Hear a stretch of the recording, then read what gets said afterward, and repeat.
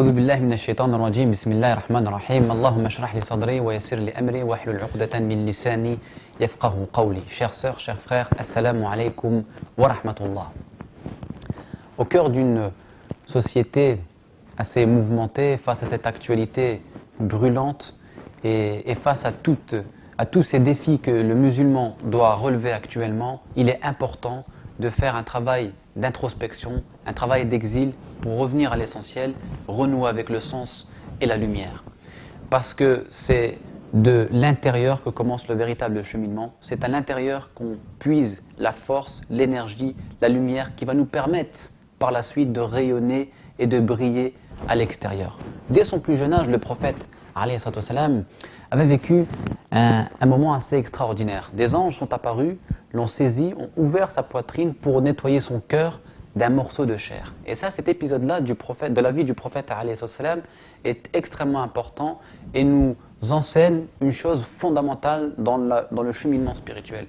C'est que dès le départ, Allah subhanahu wa ta'ala, à travers cet épisode, met le projecteur sur le cœur du prophète alayhi salam pour nous dire que l'essentiel est là, dans le cœur, à l'intérieur de la poitrine.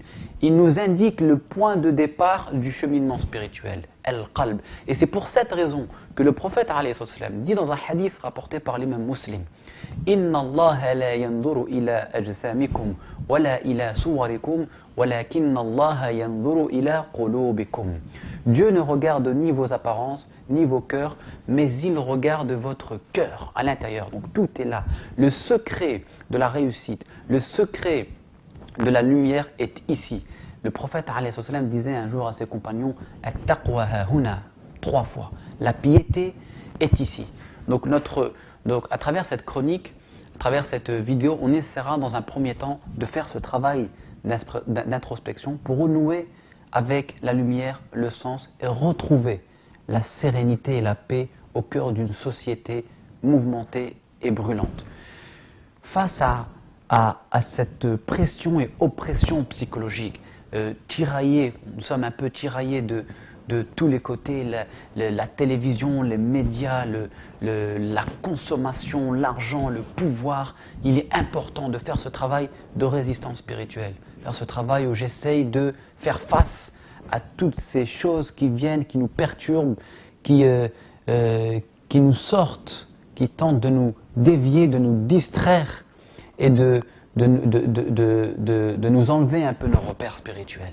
Et là, le prophète, alayhi salam, à travers ses paroles et à travers cet épisode qu'il a vécu dès son plus jeune âge, nous apprend qu'à un moment donné, il faut faire ce travail de purification intérieure. Et pour faire ce travail de purification intérieure, le musulman doit parfois prendre du recul vis-à-vis de la société, creuser un fossé pour revenir à l'exemplarité du prophète alayhi salam, parce qu'il est le meilleur, le plus beau des exemples. وَلَقَدْ كَانَ لَكُمْ فِي رَسُولِ اللَّهِ أُسْوَةٌ حَسَنَةٌ لِمَنْ كَانَ يَرْجُو اللَّهَ وَالْيَوْمَ الْآخِرَ وَذَكَرَ اللَّهَ كَثِيرًا. Donc creuser ce fossé, revenir à l'exemplarité du prophète alayhi salam pour retrouver ses repères et retrouver le sens de sa vie et de son existence. Alors là, encore une fois, ce travail-là ne peut se faire que dans le silence et la solitude. Surtout dans une société, dans la société dans laquelle nous vivons, qui est où nous sommes noyés un peu dans le bruit, où il y a toutes ces séries télévisées abétissantes qui défilent sur nos écrans et qui nous empêchent, au bout du compte, d'être lucides, de nous appartenir, d'être à nous-mêmes, en somme, d'être libres. Donc faire ce travail, éteindre sa télévision, éteindre son téléphone, vraiment se couper en quelque sorte du monde et revenir à l'essentiel, faire ce travail intérieur et dans le silence, dans la solitude, faire un travail de méditation.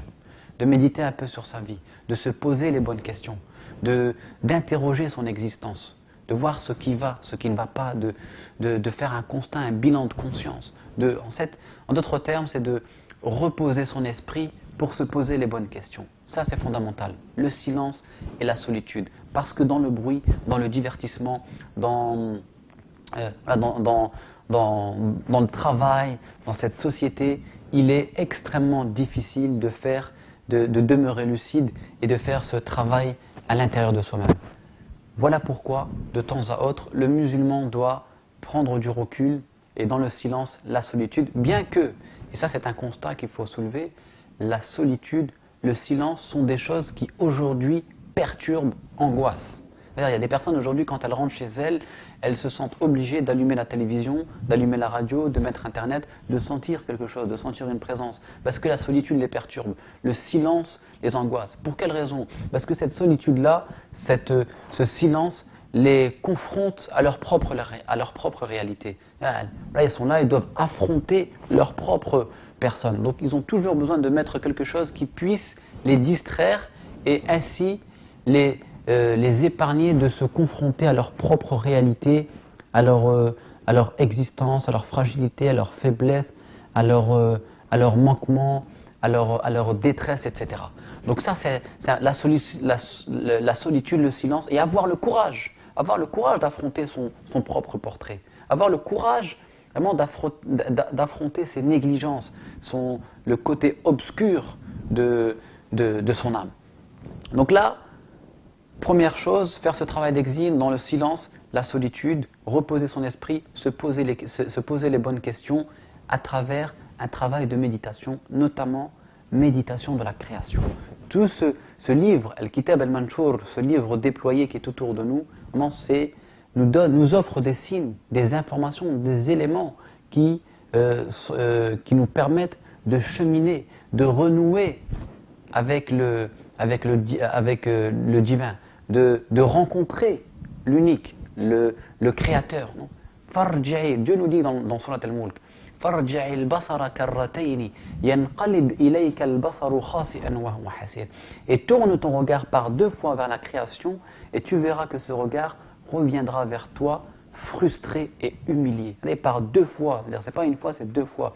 Médite bien et tu verras que ce livre déployé, cette création, la nature, le ciel, les oiseaux, le soleil, tout ça vont t'envoyer des signes, vont t'apporter des informations qui vont t'aider à cheminer. Faire ce travail, projeter son regard vers l'extérieur.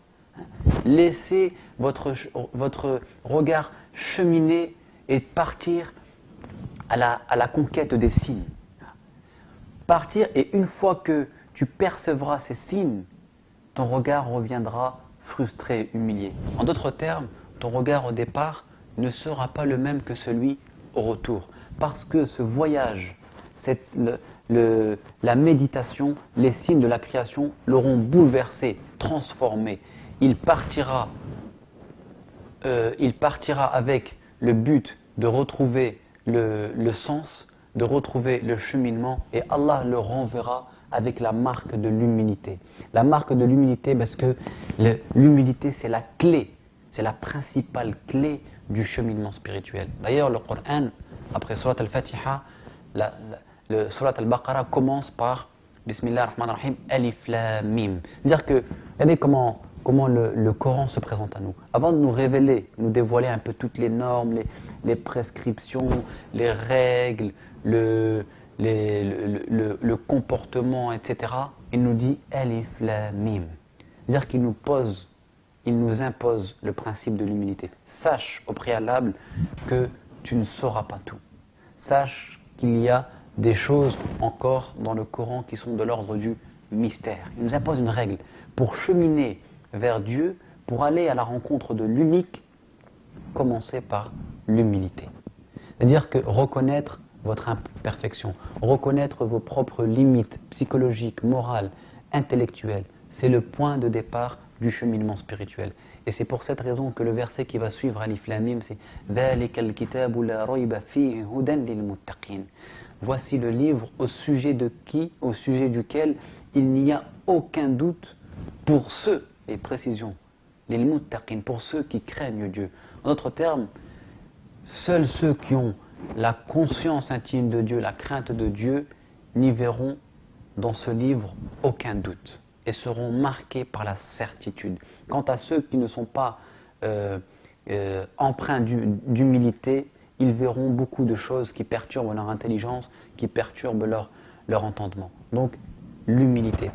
Et cette humilité-là, on l'acquiert par le biais de la méditation. Parce que la méditation, le fait d'observer la création, le ciel, la terre, l'alternance du jour et de la nuit, nous renvoie au Créateur.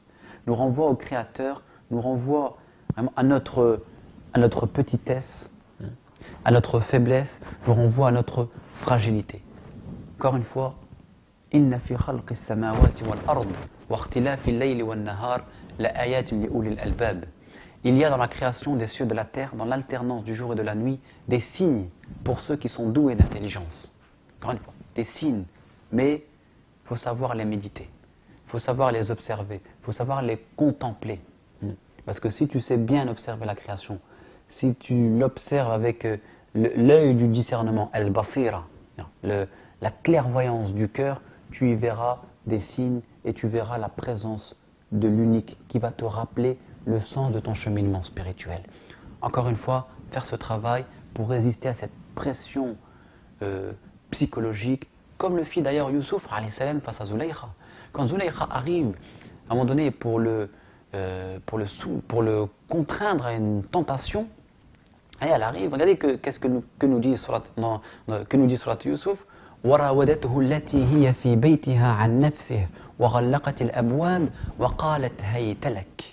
Et là, quand on note bien ce verset, vous allez voir, je vous renvoie à ce passage, il y a ce qu'on appelle en littérature française une allitération, c'est-à-dire la répétition d'une même consonne ou d'une même voyelle. Et là, c'est la répétition de la lettre ta. وراودته التي هي في بيتها عن نفسه وغلقت الأبواب وقالت هيت لك. Donc il y a cette répétition du ta qui marque l'accentuation, qui montre à quel point Zulaykha l'a oppressé, l'a pressé, en fait c'est une répétition, une figure de style ici qui marque la contrainte. La contrainte. Et Youssouf alayhi salam, quelle a été sa réaction? Ça a été aussitôt de lever les mains au ciel pour trouver une issue. Elle a fermé toutes les portes. C'est au pluriel ici, c'est pas c'est-à-dire, c'est au pluriel, elle a fermé toutes les portes, mais elle a oublié les portes du ciel. L'issue de Youssouf alayhi salam. Lui, face à toutes ces portes fermées, il a compris que les portes du ciel demeurent toujours ouvertes, et c'est là, il a compris que c'est vers ces portes-là qu'il fallait lever les mains au ciel, et alhamdoulilah, il va résister à cette tentation. Et Zulaykha ici, elle symbolise la société actuelle qui nous oppresse, à travers tout, voilà, la consommation, l'argent, le matériel, vraiment le mercantilisme de la société nous oppresse et nous presse. Et là, à l'instar de Youssouf, il faut faire ce travail de résistance et se dire que même si la société aujourd'hui vous ferme toutes les portes du bien et de la lumière, les portes du sens, n'oubliez pas qu'il y a encore une issue et la porte du ciel qui demeure toujours ouverte. Et levez les mains et demandez à Dieu de vous secourir et de vous préserver et de renforcer la foi dans votre cœur. Parce que dans un autre verset, il est dit que Iblis attaquera le musulman de gauche, de droite, de devant et de derrière. Mais deux endroits ne sont pas mentionnés, en haut et en bas. Pour quelle raison? En haut quand tu lèves les mains et en bas quand tu poses le front au sol. Donc cette société-là va peut-être t'attaquer de toutes parts, mais n'oublie pas qu'il y a encore le sol pour poser le front et le ciel pour lever les mains. Et c'est comme ça qu'il faut faire ce travail de résistance. Tout commence là. Lever les mains au ciel, implorer Dieu, lui demander la lumière, lui demander le sens, et c'est ainsi qu'on retrouvera l'énergie nécessaire à notre cheminement, l'énergie nécessaire pour affronter les enjeux et les défis que nous devons relever actuellement. Wallahu a'lam wa a'la wa ahkam wa barakallahu fikum wa salamu alaykum.